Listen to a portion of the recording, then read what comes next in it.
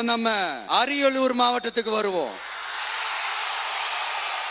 தமிழகத்தோட வறட்சியான மாவட்டங்கள முதல் வரிசையில காலங்காலமா இருக்கிற மாவட்டம் தான் நம்ம அரியலூர் மாவட்டம். சிமெண்ட் உற்பத்தியும் முந்திரி உற்பத்தியும் நடக்குது, பட்டாசு தொழிலும் கொஞ்சம் நடக்குது. ஆனா இங்க இருக்கிற இந்த தொழிலையாவது மேம்படுத்தலாம்னு இந்த கவர்மெண்ட் ஏதாவது யோசிக்குதான்னு கேட்டா ஜீரோ தான்.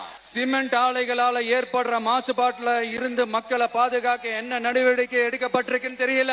யுனெஸ்கோவோட உலக மரபு சின்னமாக அறிவிக்கப்பட்ட கங்கை கொண்ட சோழபுரம் கோயிலை முறையாக பராமரிக்கணும். ஜெயங்கொண்டத்தில் ராஜேந்திர சோழனுக்கு மணிமண்டபம் அமைக்கலையே ஏன்? மருதையாத்தோட குறுக்க வாராணவாசி தடுப்பணை கட்டுறத பத்தி 4 வருஷமா கண்டுக்கலையே ஏன்? அரியலூர்ல இருந்து ஜெயங்கொண்டான் காட்டுமன்னார் கோயில் வழியாக சிதம்பரத்துக்கு ரயில்வே வழித்தடம் அமைக்கணும்ன்ற கோரிக்கை என்னாச்சுன்னு தெரியல.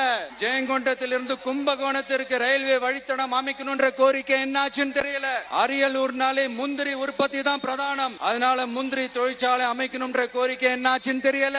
இந்த மாவட்டத்தை சேர்ந்தவர் போக்குவரத்து அமைச்சரா இருந்தும் போதுமான பேருந்து வசதி இல்லையே ஏன்?